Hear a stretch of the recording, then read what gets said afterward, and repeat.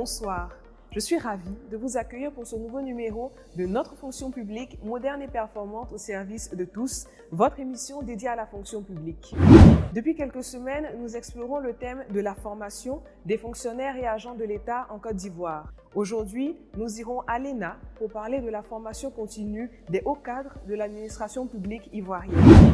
Avant d'accueillir notre invité sur le plateau, écoutons quelques avis à travers des micro-trottoirs.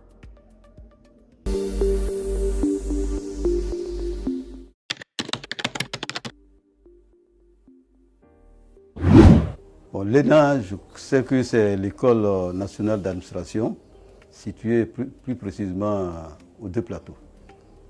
C'est une école qui forme les hauts fonctionnaires. On appelle cela les énarques. Oui, je connais l'ENA. L'ENA est située aux Deux Plateaux. Voilà, c'est l'école qui forme les cadres, les préfets et les sous-préfets et aussi les grands cadres du pays.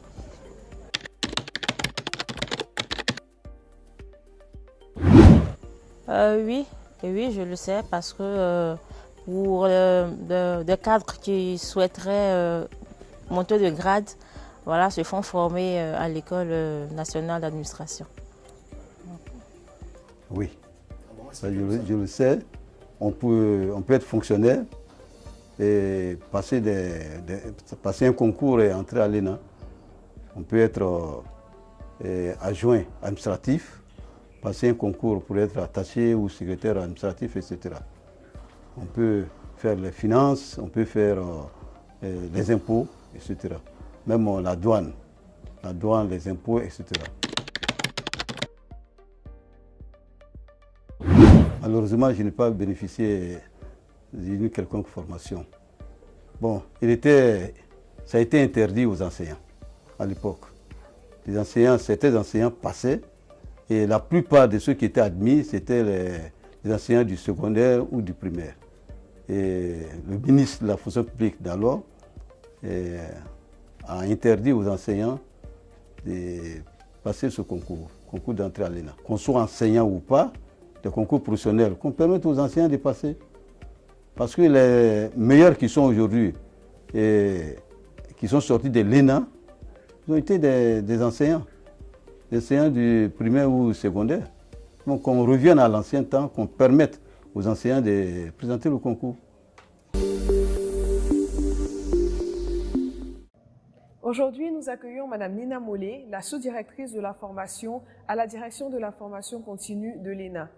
Bonsoir Madame la directrice. Bonsoir Madame. Merci d'avoir accepté d'être avec nous afin de nous permettre d'en apprendre un peu plus sur la formation continue à l'ENA. Quels commentaires pouvez-vous nous faire des différentes interventions que nous venons d'entendre? Alors merci Madame. Je constate comme vous, et fort heureusement que le public connaît bien l'ENA et ses formations, mais je suis restée sur ma faim parce que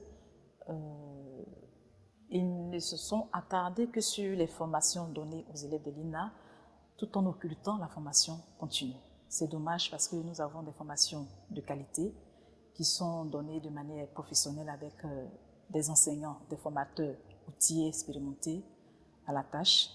Et donc, je peux dire que l'ENA doit faire un effort par rapport à la visibilité de ces formations continues. Madame la directrice, l'ENA est reconnue pour être l'école qui forme l'élite de l'administration publique ivoirienne. Quelles sont justement les formations qui sont proposées par l'ENA? Alors, l'École nationale d'administration est un établissement public national qui a pour mission de former les fonctionnaires et agents de l'État.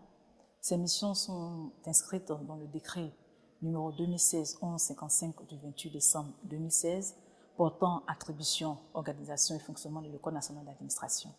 Alors, pour répondre à votre question, l'ENA, qui est l'école de l'élite ivoirienne, a deux types de formations, la formation initiale et la formation continue.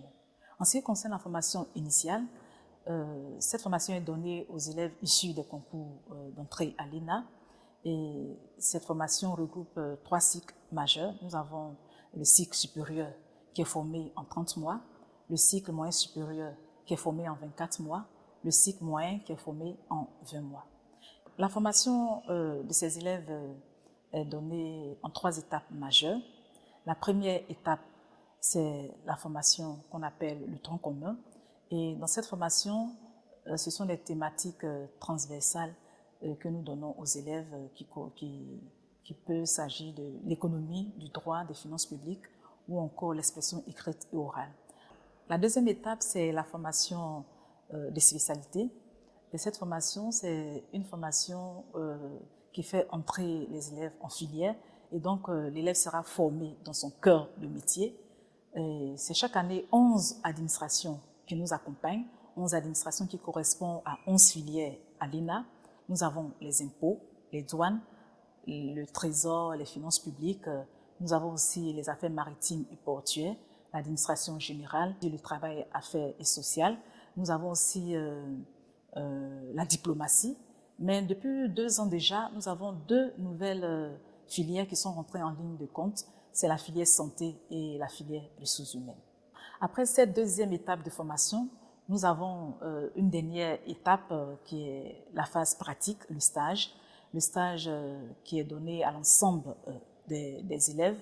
Et à l'issue de ce stage-là, l'élève doit soit soutenir un mémoire pour le cycle supérieur ou le cycle moyen supérieur ou un rapport pour le cycle moyen. Et à côté donc de la formation initiale, qui est très importante bien évidemment, il y a la formation continue. Quels sont les contenus de ces formations? Alors, il faut dire que la direction de la formation continue de l'ENA est un pôle stratégie qui permet aux fonctionnaires et agents de l'État ainsi que des autres secteurs du privé d'avoir un contenu vraiment pointu en matière de renforcement des capacités.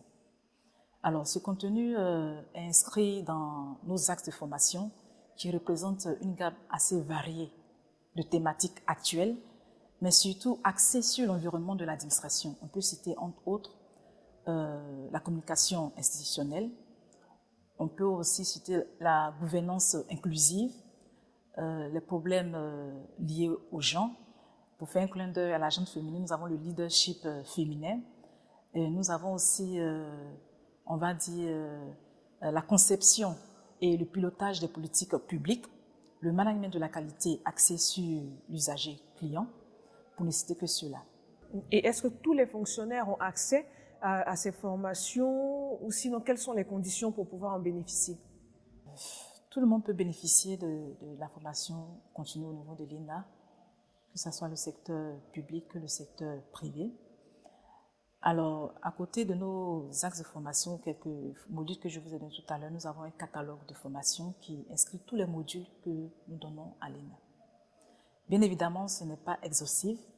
Nous avons des formations à la carte qui prennent en compte la spécificité de chaque personne et puis des formations individualisées qui prennent en compte les problématiques même de l'entreprise qui nous sollicite.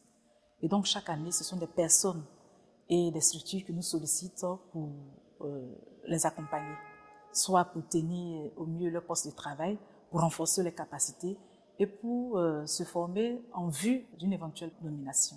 Madame la directrice, est-ce que l'ENA fournit des formations à distance? On va dire non, l'ENA ne fournit pas encore des formations à distance et nous savons que la formation à distance, c'est un principe d'équité. Et donc, dans notre politique, dans notre démarche qualité, nous avons inscrit cela dans notre politique afin de permettre à l'ensemble des citoyens sur l'ensemble du territoire ivoirien de bénéficier à une formation de qualité. Et pour ce fait, nous sommes en collaboration avec notre partenaire, le CEDC, pour pouvoir donner cette formation de qualité. Le centre d'éducation à distance. C'est bien ça, madame. Merci, madame la directrice. Est-ce que vous avez un mot de fin pour nos téléspectateurs? Merci bien, madame. Permettez-moi d'insister sur l'importance de la formation continue. Nous savons que nous sommes dans un monde en perpétuel changement et donc se former régulièrement, c'est un atout et ça permet de renforcer nos acquis. Alors pour tout agent public, il est important de se former pour donner plutôt un service public de qualité, efficace et efficiente, chère à Madame le ministre de la fonction publique, Madame Anne Désiré Ouloto, qui inscrit en fait l'administration publique dans un processus de modernisation pour une administration, comme elle le dit bien, une administration moderne, performante et surtout responsable, qui est évidemment inscrit dans la vision même des prérogatives du gouvernement. Merci, madame la directrice. Je suis convaincue que vous avez été entendue. Merci bien. Mesdames et messieurs, notre émission s'achève.